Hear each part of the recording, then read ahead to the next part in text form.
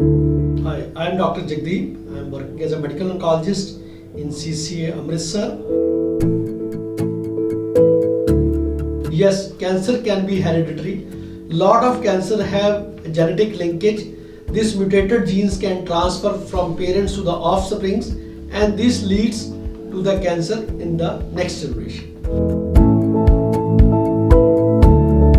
So genetic testing for the cancer risks can be better defined in some of the diseases, like in the breast cancer, in the patient with the ovarian cancer, patient with the colon cancer or endometrial cancer.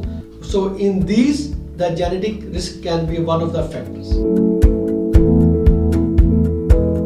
Biomarkers are different form of markers available to us in which we can see the response of a particular disease to a drug, or whether we can see that the patient has a disease progression following any particular treatment.